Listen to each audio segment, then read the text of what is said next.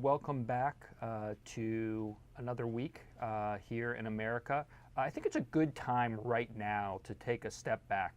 President Trump has been in office for almost a year, and although there's been an incredible number of things that have happened, things that really didn't seem possible a couple of years ago, in a certain respect, things have functioned as normal. The government has kept working. The economy has kept going. People can convince themselves that despite all of the issues that we've seen, things have been relatively normal in certain respects. And this is the week where all of that may change. In 4 days, the government is scheduled to shut down unless something happens. And there's a variety of complex issues that all have to get resolved at the same time. There's the issue of funding, what gets funded and by how much. Principally, this dispute is between the Republicans and the Democrats on not how much the military gets funded. I think for better or for worse, Republicans and Democrats have both decided they'd like to give the military a big increase in funding, but how much do domestic programs get funded?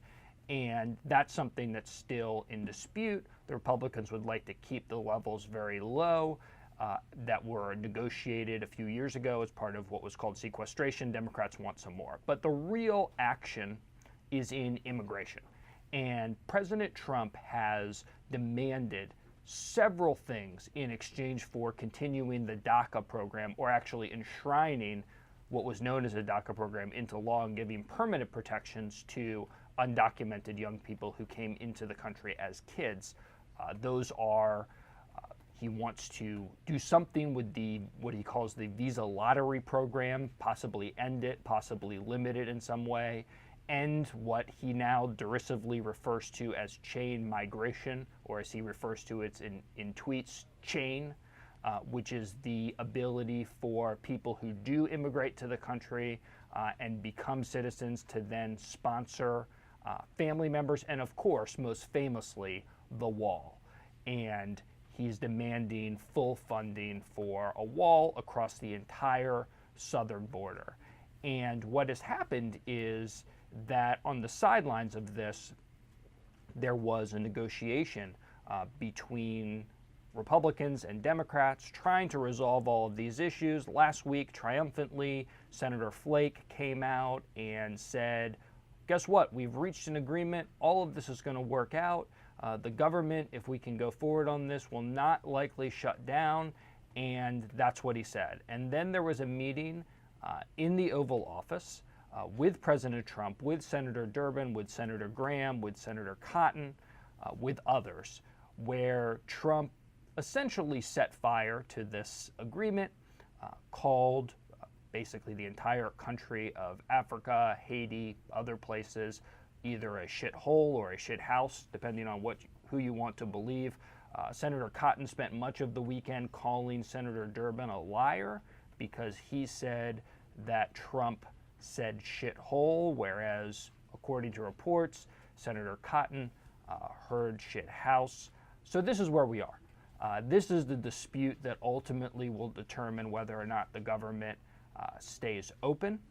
And we are farther apart now than probably at any point between when Trump abruptly ended this program in the fall and where the program and where we are now, which trying to resolve this dispute. Trump had initially said, people on DACA, or as he referred to this weekend, the people of DACA, don't worry about it. We're going to take care of you. We're going to make sure that this program continues. It's no problem. If Congress won't fix this, I'll revisit the situation. He's gone all the way from there to an extremely hardline position where unless the wall is completely funded, unless we radically change the systems of immigration that have been in place for many decades, this program will end and nothing will happen.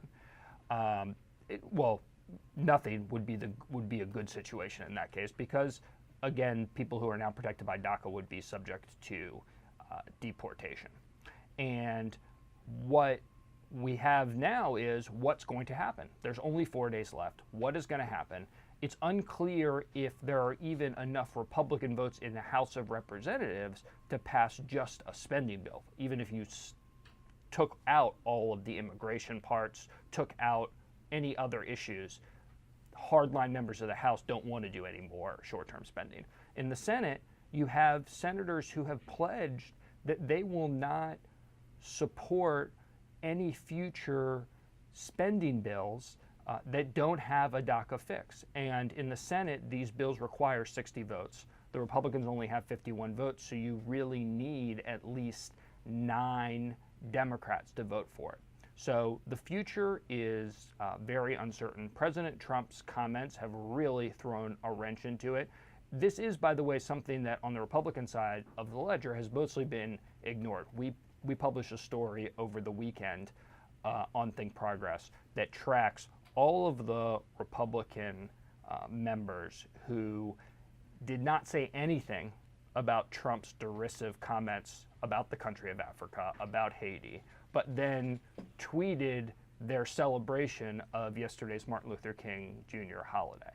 And I think that the inability of Republicans to confront the president, to demand any kind of moderation either in his rhetoric or his policy positions, is really what has brought us to this point. Up until now, we have been in a place where we've been able to keep the government going. We've been able to retain a sense of relative normalcy of the key functions that people rely on a day-to-day basis. Obviously, you've had the Muslim ban. You've had things that have been incredibly disruptive, but the whole government hasn't shut down. And the question we're going to look at this week is that sustainable? Can we keep that going? Or is at some point, if you have a president who, like Trump, after making these really egregious comments in the White House, spends 3 days golfing and tweeting insults. He's now calling Senator Durbin Dickie Durbin. Does eventually this start to break down and we have some more, even more fundamental problems about the basic functioning of our democracy? So that's what to look forward to this week. And I think with that, I will take some questions. We have one question about the DACA bill and the government shutdown bill. Who's really in power in this situation? Do the Democrats own the most of the power in this negotiation, or does the GOP? Well, I think you have to look separately at each chamber of Congress. In the House, it's really the Republicans are in control. There's no filibuster, and they have a majority of the seats. But the issue with the House is they do have 30 or 40 members who are a member of the Freedom Caucus, the hard right, and they are signaling that they're not going to support any future spending, any future short-term spending bills.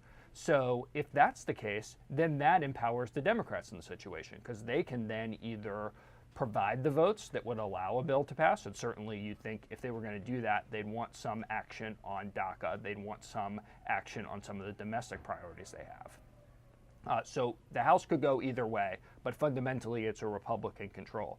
In the Senate, it's much different because they need 60 votes. So that means if you can keep 41 or 42 Democrats together making a specific demand, the Democrats are in control. So the fundamental reality is, unless Democrats agree to keep the government funded without a fix for DACA, the government will not be funded without a fix for DACA. So they have an incredible amount of power. Thus far, they haven't really shown a willingness to use it. We were in this situation in December, and about 18 Democrats voted with the Republicans to pass a spending bill that didn't fix DACA. Now we are here in January, and the question is, have things changed? I think calling an entire continent a shithole probably changed things a little bit for a number of senators, but we'll have to see. We're going to find out by Friday. We have a question about whether or not using the shutdown as a tool is hypocritical, because this was very popular during the Obama administration, and Democrats were very opposed to using the government shutdown as a tool. If they are going to use it for DACA purposes, does that make them hypocritical, and is that important? Well, I think it's less about the Democrats using a shutdown as a tool and more about the Democrats using whatever leverage they have to get something that's important. So it's just a matter of what's important to you. Are the lives of these 800,000 young people who came into the country really, there was no choice. A lot of them were very young kids and were unable to decide as an 8-year-old that they were just going to hang out in their home country, may not even remember their home country. If that's important, the Democrats now have the power to insist on that. Republicans still control the White House, Republicans still control the House, Republicans still control the Senate. They can make sure that the government shuts down. Ultimately, it's up to Republicans. For instance, Mitch McConnell could decide that he is going to put the bipartisan compromise that was negotiated by Senator Flake, by Senator Durbin, by other senators on the floor and see how many votes it gets. It probably would get over 60 votes. It probably would get a majority of votes in the House, and then it would be on President Trump. So it's a little more complicated than just to say, well, the Democrats are using a shutdown as leverage. I think fundamentally, if you control all three branches of government, it's really up to you to keep the government running, and we're going to see if Republicans want to do that or if they really want to draw a hard line on things like the wall. So that's the way I would look at it. I think people look at it in different ways, but to me, it's less important to say, oh, who's being hypocritical, who's not acting consistently, than to say, how do you actually try to help people, and what course of action is going to help people? And I think that there are a lot of different factors in play. I think some of the members of the Senate, particularly those from red states, are thinking, well, maybe this isn't going to play out well if I take too hard a stance in favor of the DACA recipients. We'll see how it goes.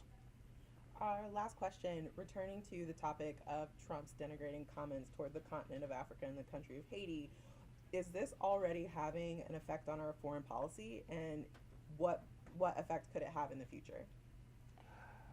I think it is having an effect on our foreign policy. If you look at, even before these comments, if you look at polling about America's standing in the world, their ability to be viewed as leaders, it has gone way down in almost every country except Russia.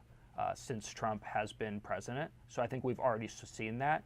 And then in response to his recent comments, you've seen, I saw a really powerful statement by the African Union, which is a coalition of African governments, condemning President Trump, demanding an apology. And this is just a real sea change from where America was positioned in the world even a few years ago, where it would be unfathomable for such a large group of countries to really basically declare the United States and the president, and to really take the president to task in such a direct way. And I think that diminishes the ability on any issue of the president or the United States to go to the world stage and say, follow along with us, we're a moral leader, we know what we need to do here. And so that becomes an issue, and I think we're already seeing that, and it's likely to get worse before it gets better. Dareth Meyer has a question about the government shutdown. Previously, during government shutdown fights, the stock market went into a state of unpredictability, and she wonders if this is going to be the same. I do not give stock advice on this Facebook Live broadcast, and so I encourage you to make your own decisions. I will say this, that the government is a big part of the economy. I think if the government shuts down for a day or for a couple of days, it's unlikely to have a big impact. But if you do see a government shutdown for a month, for several weeks, and people aren't getting paid, and there's a lot of disruption, and people don't know what's going to happen, I don't think that's going to be good for these broad economic indicators. there's the stock market is one, wage growth is another, job growth is another. They're all interrelated. The government's the biggest part of the economy, so I would watch out. But I also would not take stock advice from me under any circumstances. I really can't emphasize that enough before we close out this Facebook Live. And I want to leave you with that. And we will come back here next week, and we'll see what happens. Either the government will be shut down or not. If it is, you will know, because I will be here with my 5-year-old child who relies on the government being open for his school to be open. So if you see him on the broadcast, you'll know what happened. Thanks.